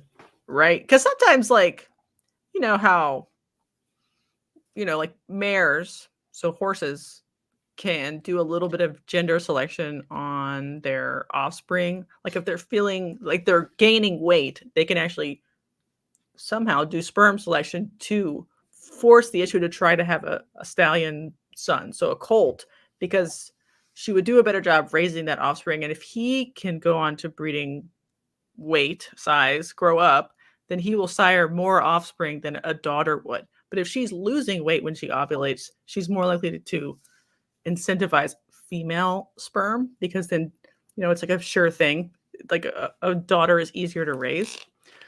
But it's like 5 or 10%, not 95.5%. So I have no idea what's going on in Wally's house. It's a mad lab. I don't know either. And that's besides the geckos. So you're talking about sperm selection. All I can think of is like no. Sometimes you gotta swipe right eventually. You gotta commit. So which cave gecko species do you think people should get besides Orientalis, which is clearly the best? Oh, all of them. We Okay. should talk about that. All of them. Okay. Why would you not get all of them? Because people need to like have a goal. Like if they're gonna have to chase down people on fauna and crawl into their basement to steal their geckos, you know. I'm locking my doors tonight. So which species do you have colonies of again? Like Belanglogensis, Lui, Haniensis, Juliensis. I should know this stuff. Juliensis. I think that's it. I have Aranus and I have Catbansis, individual males. Seems like I have one more too, and I can't think of what that is. As a like a male or a female separate, and I can't find a mate for it. But those are my main species. I would love to get more, but it's so hard. Are you the one on fauna asking for a female Ariensis about once every 3 months? No, that's not me, but that's someone else. It's got to be someone else. That's cool. You guys should meet up. But he also has a male, so it's a problem. Honestly. Well, I go to fauna, so I'm watching that. I'm talking to the Joe Hups and the Richies, the Gecko King. I'm talking to those people that I know that are working with some of the cave geckos, looking for animals. And keep your eyes open. If you see one, let me know. And I know it's going to be a bazillion dollars when you find it and say, Wally, I have one. Okay, yeah. I just like it's a problem in snakes and geckos. Like rare species get lost, and then so people have to like be in charge of them. So bless everybody's hearts. Like Godspeed. Do the work of taking care of them, because otherwise the whole hobby loses it forever. Because Japan's not exporting anything ever again, and Taiwan isn't interested in it either. So it's whatever we got. So you talk about Discord, and and I've thought about this. There has to be, number one, a source for who has what. And I went through this with the fish years and years ago. How do we keep track of who has this Lake Victorian or Lake Tanganyika fish that nobody else seems to have, but there's people are breeding these animals throughout the United States. How can we keep a database of who has what? Well, you can do that. You can do an initial load of that information. But tomorrow it's obsolete because things change so quickly. It would just be such a hard thing. Now, maybe if we narrowed it down to cave geckos, maybe it wouldn't be that hard to manage. He looks at you thinking that maybe you can volunteer for that work. So maybe for something like cave geckos, we could do something like that where Wally has a female of this and you have this, or males orientalis. So let's see if we can marry these up somehow. And it could even just be a spreadsheet, a Google Doc spreadsheet that is editable by whatever, the League of Gecko Elders, and then you add people and you add their known inventory, 210 whatever, or they have 10 males and we're like, oh no. And then maybe like where they bought it from, so we could trace lineage so we don't inbreed that bad. But yes, well, I want to be the Grand Poobah of the League of Gecko Elders. Okay. You've been christened Grand Poobah of Gecko Elders. Okay. I love my Grand Poobah hat here. Very, very cool. I think this should happen for lots of things. Like if I could be the Grand Poobah of like the remaining Japanese species of snakes and lizards that are in the hobby, I'm working on that. That's like my dream, my weeaboo dream. Nice. That's why I'm trying to get Japanese snake species, and then I'll get Japanese lizard species, which I only have orientalis at this point. But it like when without websites, which I think is part of the problem too, nothing is Google searchable. Like Facebook groups disappear, and you can't usually search them anyway. So like people like you need to have websites with what you breed, what you do, but other people need to do that too, and most people don't. And they're like, I'll use social media. I'm like, that doesn't help. Like, it shows you're pretty snakes, you're like, or geckos, but it doesn't help people like research you or your inventory or your products. Really, it's just dopamine hits for the people. But most people message me for Japanese rat snakes off of the website because it's searchable by Google, right? So I think we've kind of hit that TikTok mentality, and good or bad. We can go back 15 years ago to when forums were king, where you could search and you could find. Oh my gosh, let me search on Goniasaurus orientalis. There's 7 people that have said something about Goniasaurus orientalis in the last 3 years. Let me go ask those 7 people, hey, are you still working with? Do you have any? That's gone because it's, I have orientalis. Here's a pretty picture. Oh, 5 minutes later. Oh, do you have that? No, they're gone. Yeah, that's why I hate, and not an offense to anybody in the chat, but I hate that people put a lot of good content on IG lives or TikTok lives. It's not searchable.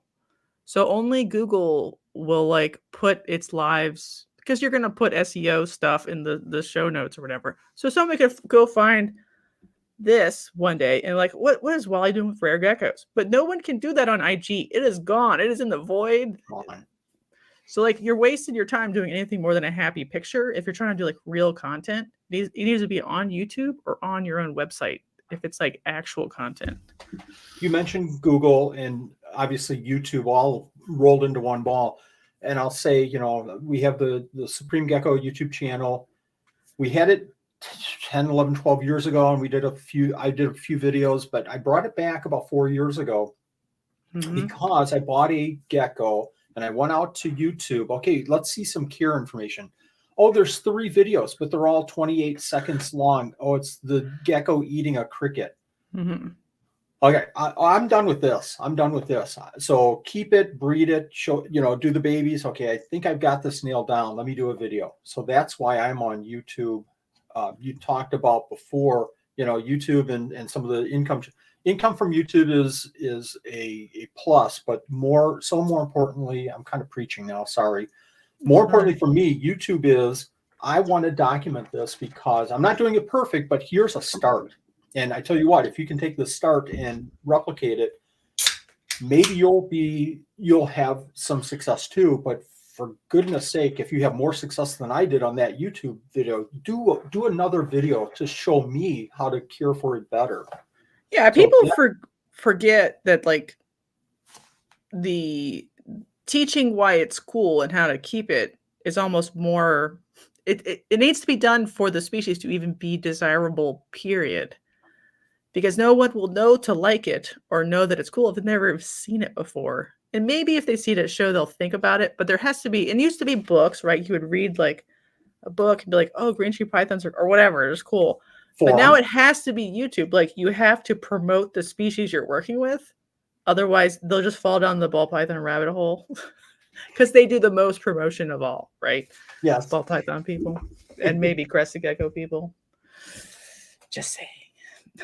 I have ball pythons too, so I can make fun of them a little bit.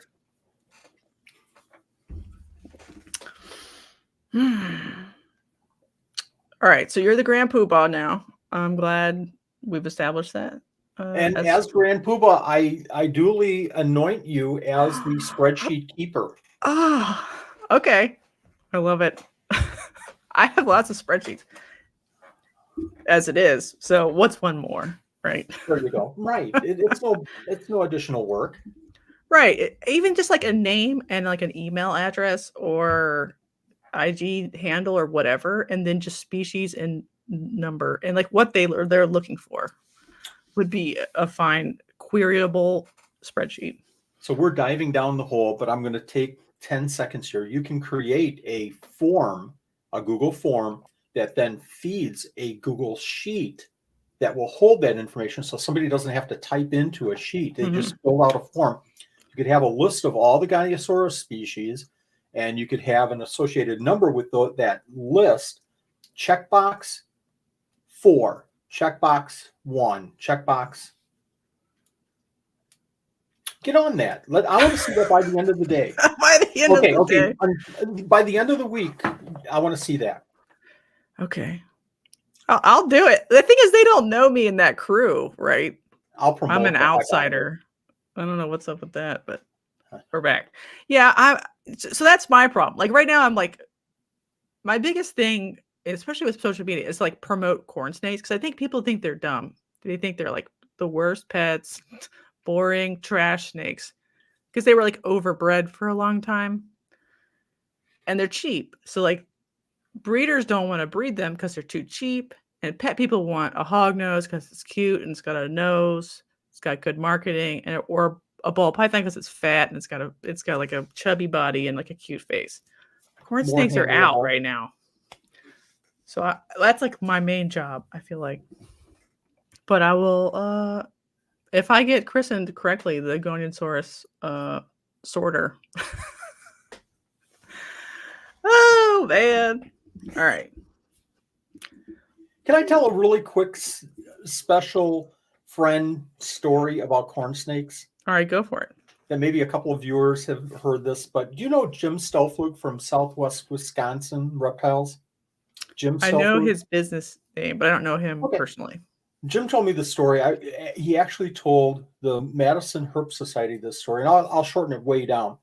He had sold a corn snake to a lady and then been in communication with the lady, several emails back and forth. I don't know if it's eating. What should I do? But okay, you do have to do this. Okay, what kind of a substrate? You have to do this. Still not eating. Jim, what should I do? It's still not eating. Do you have this set up? How big of a tank? Do you have it by itself? Just the general back and forth care kind of questions, back and forth. All the way through, and he had talked about this obviously at the reptile show before to the lady, but I retain probably 10% of what somebody tells me would I purchase an animal, and then I have to contact them and say, I'm sorry, can you just go over that? So back and forth with this lady, older lady, about this corn snake not eating, and now it's like a month into it. Well, and in Jim's voice, well, tell me what you do with feeding. Can you go over the routine of feeding this animal? And she said, well, I'm feeding it and I'm dumping the can of corn into the corner, but it seems like it's piling up and it's not eating any of the corn. Is that a real story? This is a honest to goodness. And when he told us at the club, everybody was laughing and I was serious. And Angie, you've heard this story before. I was crying. I was laughing so hard the way Jim was telling it. That's awesome. Corn just keeps piling up in the corner, and it doesn't seem like it wants to eat the corn. Right? Isn't that the yeah, story? we definitely need more educational YouTube videos about corn snakes also to stop them from trying to feed it corn. Yeah, it's really interesting. Like the leopard gecko people lament the decline of their species as like a premium bougie, I don't like an investment quality species. And since it's back, I mean, there are some things that are more expensive within it even now, but like they just sit around and like rub their hands and go like, what do we do to make people like leopard geckos more? And I sympathize with that because like, you think they're awesome, leopard gecko person, but like it's hard to be like this Firebolt is 300 instead of 50 because of these properties, and then the person you're looking at is like, no, it's just orange black gecko. I'll take the $50 one. So like that sort of training. You don't do as many leopard geckos now. Is that I don't part of it, or it's very much on purpose, both from a business and from a personal standpoint. And I'll talk about both just real quick. I have a lot of friends that do leopard geckos, and I can't seem to share with them the scope of the whole leopard gecko thing. You've got, again, 99% of everybody wants a yellow or orange or striped leopard gecko. I don't care. I don't care about the morphs. I don't flipping care if it's a firebolt or a tornado or I don't or Skittles. Look at the orange in that. That's pretty. I want that. So, that's the market side of things. So for me, I like orange. I like any color as long as it's orange. And I like a nice, pure, solid orange animal. And not much away from that. It has to be orange. Red eyes, very cool radars. But for me, from a personal standpoint, so that's the market standpoint. I'm not going to do 100 leopard geckos because the market is just crammed as it is. And I don't want to just add more animals to that. If I don't have, a way to find a market for them. So anyways, for me personally, a few years ago, many years ago, 8 years ago, 9 years ago, I was producing, I don't even know how many, 200, 300, 400 leopard geckos in a year. And then again, I felt like I became a factory, a leopard gecko factory, and I didn't feel like I was breeding the animals. I was producing. Are you going to like put, I know the leopard gecko market has been like beat up for sure in the rescue department. Like there's a lot in rescues. Would you consider not breeding leopard geckos or any other species coming into this year and just putting them on hold because of the market, because of recession conditions, or do you think you're still going to go forward with all of your species, just less? Like, what's your strategy there? So let's start with crested geckos. I'm going to scale down I already have scaled down from, I don't even know how many we were breeding this year, 50 different groups. We'll probably only breed about 20 to 30 groups of crested geckos next year from a market standpoint. But also remember that I'm selling to families at shows way more than I am online. So that market's going to stay the same. That's not going to fluctuate up or down that much. Only so much that specific show has crested gecko breeders and have the animals at, not $400 a piece, but at my price range. So crested geckos, we scaled down a lot because I produced a lot this last couple of years. So it's all Supreme Geckos perspective, not the market perspective. Leopard geckos, I do what I want to do with leopard geckos outside the business model. I want to produce nicer looking orange, and I have my 20 different females, and I'm not going to push any farther past that because resource commitment to other animals, so me being on social media, to me answering questions online, things like that. So I know the time the commitments that I have, and 20 female leopard geckos is my limit. And of those 20, probably only 10 are really breeding. The others are rusting from the previous season. Oh, so you do every other year normally, or usually this time? Usually okay. I'll cool down some females. I might go 2 years of breeding and then a year off. Okay. But usually, if I see a little bit of a weight loss where it doesn't gain the next year, or, I produced a lot of radars last year, so maybe I'm not going to produce any radars this year. So I'll cool down a female and not introduce the males. Real quick, Lisa, Facebook groups are searchable, but Google can't get into Facebook and go into groups and aggregate the knowledge. So like only if you were a member of that group, and only if that group hasn't been deleted by Mark Zuckerberg, and only if you were a person using Facebook, would you ever see that like rare little tidbit. But if that was on somebody's website, anyone could access that, like husbandry detail or species list or whatever. That's what I'm saying. I've watched more Facebook groups get deleted with good information, like about diseases or rare lineages or problems with morphs. And I'm just like, I don't put any more time into Facebook groups anymore because it'll get wasted. It's better just to type it up on your website. Just make it permanent. I agree 100% with that. And I look at social media as every social media, other than the searchable, like you said, websites on Google and YouTube, which is owned by Google. All of the other social media sites that I put something on, I literally have to have the mindset that it's here today and it's gone tomorrow. Gone. Yeah. Gone. Right. And technically YouTube channels can go too, but Google is much more like, most TOS violations where reptile people are never going to even get close to. We're not going to show violence or like we don't have bannable offenses. We're just talking about geckos. Okay. So like the YouTube channel will also be there probably indefinitely, but I'm just tired of like putting time and energy into platforms that don't actually care or respect the community. And it's not actually like doing that much work anyway. Because I used to spend like hours being like, arenavirus hurts your boa, and this is how you test. I'm not doing that anymore. I'll make a video about it, and then more people will see it anyway, instead of me trying to spend 20 minutes explaining disease testing. So there's the huge loss. And if you made that comment about the searchable, I lost the person. But anyways, if you made the comment about the searchable Facebook, that's right on. But what you've lost, thank you very much. What you've lost is you posting on Facebook because you know somebody's going to follow up with, well, I have a snake and I've had it for 3 months and I don't think you're right. I'm not trying to cut anybody down. I'm saying that is the way it is. So you get off of Facebook, you say, I don't need this.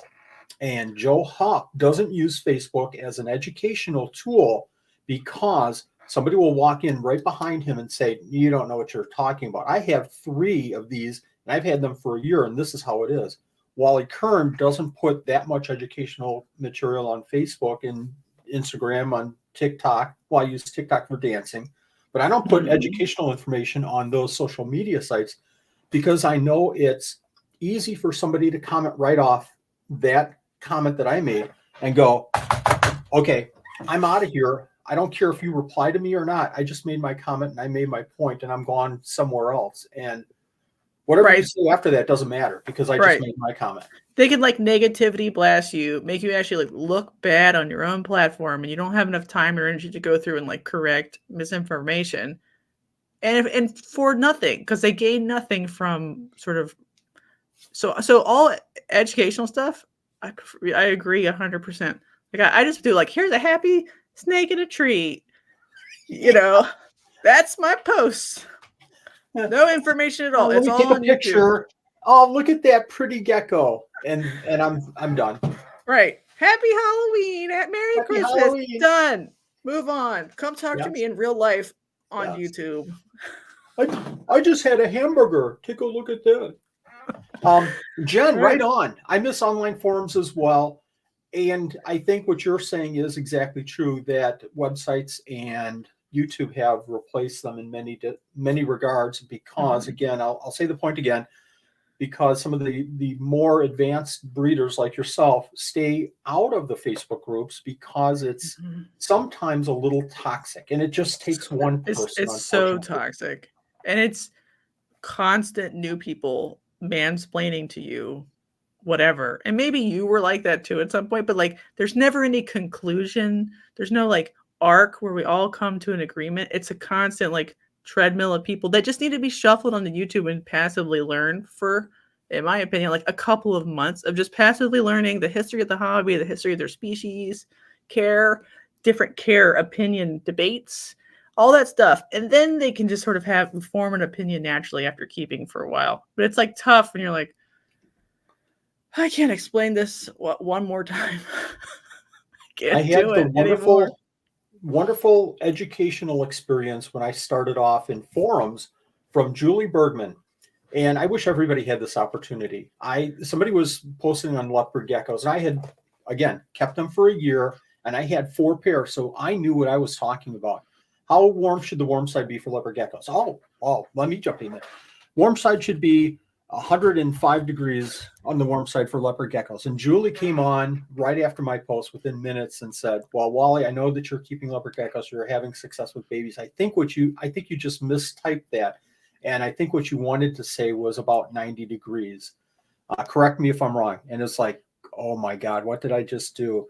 Yes, Julie, spot on. Thank you. So she didn't come in and say, Wally's an idiot and doesn't know what he's talking about. She handled it so professionally. So based off of what she said, I tried to use that as a base for sometimes my approach to answering somebody that's off with their opinion or understanding or knowledge, and say, well, here's my experience, and I might be wrong, but my experience is 85 is a more preferred high temperature for leopard geckos. Yeah. Have you tried Cold-Blooded, ReptiPost, or Herp.social, the 3 new almost identical reptile social media sites? Oh. They're basically like Facebook forum combos, but like there's like question. The hard part is, and I have a close friend that has been developing a similar morph market site and has the forum and I supported for a long time. But the problem there is morph market, and that's one of the forum type of websites available because they have a high population of users. Mhm. Whereas if you're just getting into this and you have 100 or even 1,000 users, there's no way, unless you do something so dramatically better than Morph Market, that you're going to capture any of that market whatsoever. So I don't, because, my forum is YouTube. My forum is the Supreme Gecko website, and I try to stick with that. And I'll post on Facebook, just like we talked about, with pretty pictures and things like that. And once in a while, I'll post some more educational, like, I don't even know, can't think of an example, but on Facebook, I'll post once in a while. But the forums, like you just mentioned, I try not to, because I just don't have the time to do that and create content on YouTube and such. Mm-hmm. Yeah. Wallace said it perfectly. And listen to the big breeders. Listen to the big, good, experienced breeders, because they will always say, in my experience, how we keep our animals. My house, in my example, my house in Wisconsin is bone dry right now. So my humidity levels, my misting frequency might be different than you, who's maybe in Arizona or Florida or California or wherever. So everybody, especially Crested Gecko, I hear them say this, Will and Audra say it all the time. In my experience, or in our conditions, here's what we do.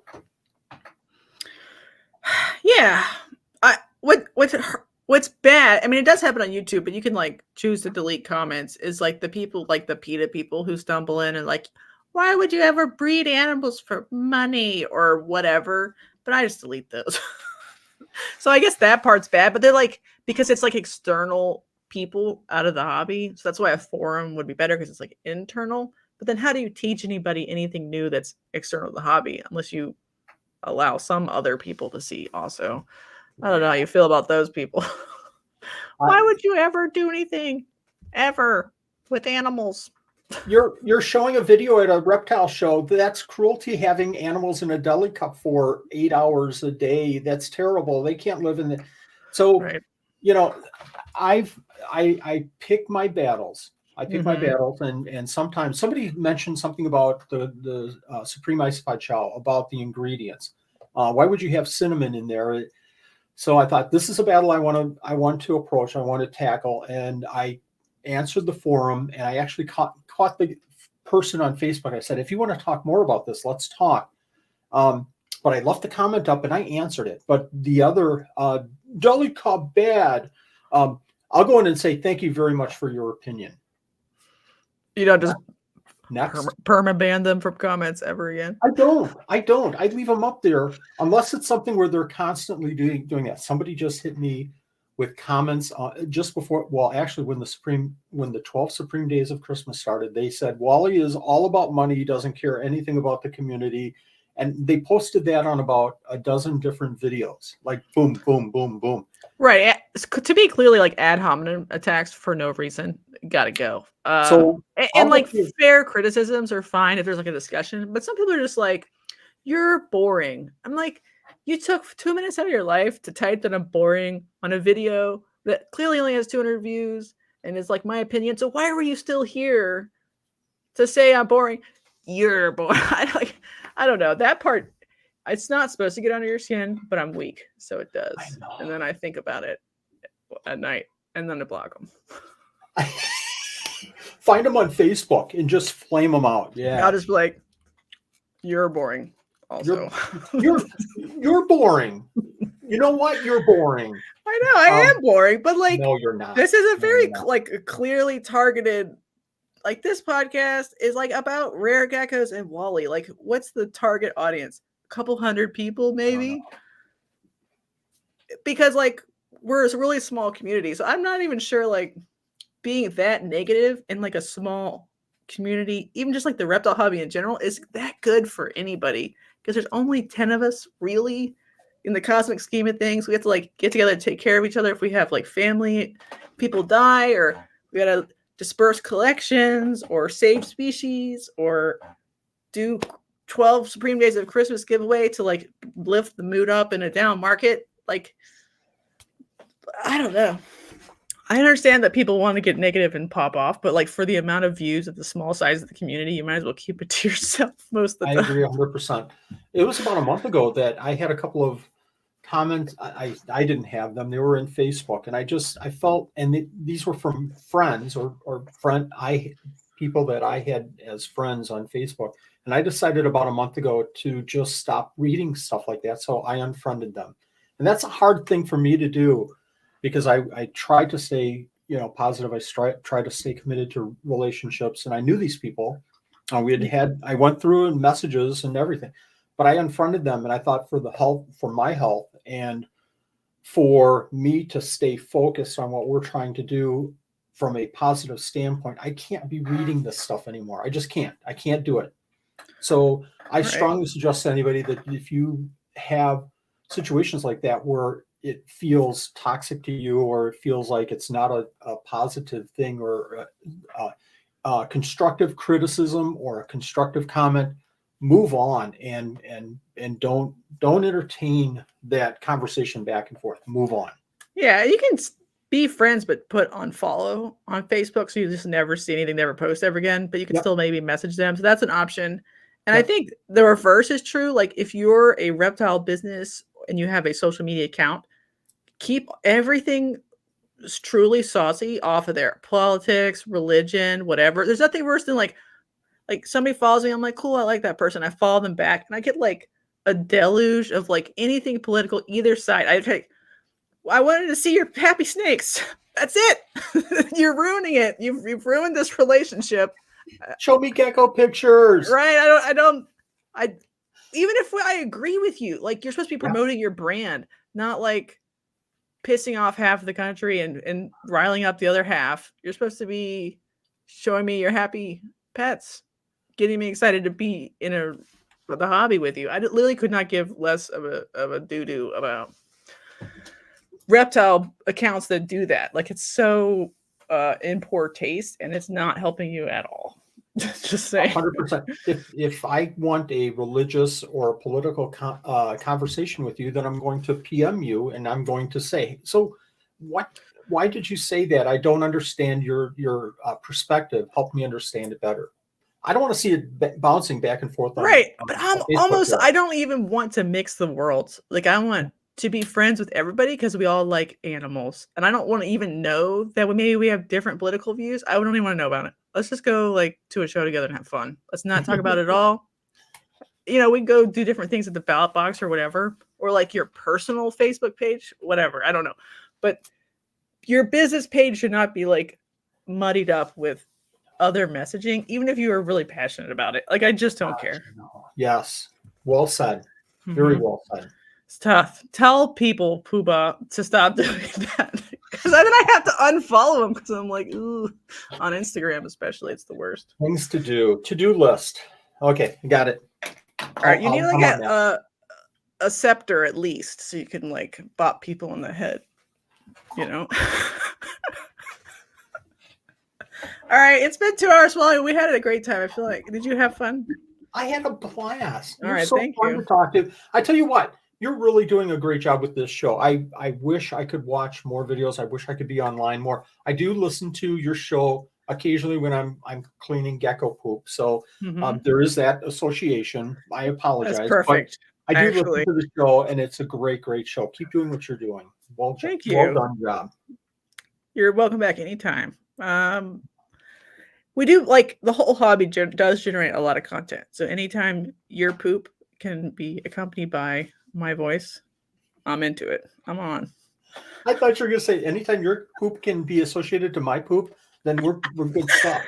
Right. Well, I think most podcasts in the hobby are played while people are cleaning because like it's visual neutral. It's just a conversation. You're with your friends. Maybe you get some fun tips sometimes. So that's absolutely what it's intended for. So thank you for using it correctly. Right on. All right, everybody. 12 Supreme Days of Christmas is happening now. When's the next live? You did the like entry video this morning? Yeah, we do our live. So we're on Friday will be day 3 of the live where we're giving away all of these wonderful, wonderful gifts. I think it's over $2,100 for Friday. And I tell you what, it's going to get to be more and more and more and more. It's just crazy. I saw Flawless in here. Flawless gave us a gave our viewers a $1,000 gift certificate. Thank That's you, awesome. Flawless. But I tell you what, it's just as fun for me, and I shouldn't probably be saying this, but it's just as fun for me to give away an isopod craft kind of knitted kind of a crocheted isopod bug. That's just as much fun for me because I see little kids enter for that, and it's just a blast. But Friday is our next live for day 3, and then it's Monday, Wednesday, Friday, Monday, Wednesday, Friday, and so on. And the how-to video always comes out either that night after, like day 3, we'll have the how to enter day 4 that Saturday. So people right now can go to day 3 and enter for the day 3 drawing. Enter right now. I think we had, and they don't have to register or own a gecko. They don't have to do anything. They just have to enjoy hanging out with Wally and try to free enjoy stuff. my humor and my singing. And so 2 things about this just real quick I want to mention is that no pay at all from the people participating. There will never, ever be any entry fee or anything to do other than sharing a video or putting a comment in. That's all you have to do. Number 2, the donors, I made this especially true. I had been in some giveaways where I won a $200 gift certificate, and then the only gecko that they had available was a lowest price, $400. Okay, I've got to shell out $200. That's okay. But then I have to pay another $75 for shipping. So now my $200 becomes $475. That didn't feel right to me. So I've asked all of the donors. I tell you, these donors are just mind-blowing, unbelievable, great people. All the donors have given gifts that they pay for shipping for. So that doesn't mean that, $1,000, you can get a $800, $900 gecko and pay a little bit of shipping. But if you get a $1,000 gecko, they're going to pay for shipping. If you get a isopod as a gift, shipping's paid. No out-of-pocket cost ever for the winners. We love it. Yeah, Can I be obnoxious? Do you remember what day mine is on? That's kind of obnoxious. I didn't know. I know you're like slow rolling what day they're out on, so it's like a surprise or whatever a little bit. I'm just trying to be obnoxious. I struggle to remember what day I'm on. Did I just finish day 2? All right, well then tune in every day if you want to win something from me, let alone all the other cool vendors, because we don't know when it's going to be. It could be anytime. So, I said that, but there is a little bit of madness in my method. I don't say what day is. Very rare will I say, oh, your gift is on this day, simply because I want this all to be kind of a surprise, and I want people watching. Yeah. The one benefit Supreme Gecko gets out of all of this is obviously I get views and I get likes, and we'll make about 23 cents on this next video that we do. So I want to keep that money all to Supreme Gecko, the 23 cents YouTube gives me for people watching. Do you mid-roll ads? I'm totally taking this off topic. I have turned mid-roll ads off because I think they're interruptive, but it's like a lot of the income on like a long form video. I'll do it occasionally. So I'll pick and choose which videos I get the mid-rolls on. Usually it's an ad in the beginning. Did you hear YouTube was going to take away our ability to choose anyway? I know. It's going to be so irritating to be anyone listening to anything. It is, but it takes some of that decision-making out of your hands, and it just, that's what it is kind of thing. Right. So it's not Wally's fault. It's not my fault. It's not mine. I can't do anything about it. All right, Wally, it's been awesome. Thank you, chat. Thank you, Andrew, for the super chat. Thank you, Falls Crested Geckos, for stopping in, and all of Wally's fun friends that came by. Hit the like button for Wally and hit subscribe because I have cave geckos now. So maybe I'll produce more cave gecko content if you guys are here, or just gecko content. Hit that notification bell all so you don't miss another video. Jessica, thank you very much. I had a blast. Yeah, thank you. And we have a charity auction tonight, basically, also. So tonight, in a couple of hours, I'll be back on here selling really high-end ball pythons at good prices for all of the cool cats and kittens that want to help Sal Gomez out. Please. All right. Let's wave to all the people. Bye.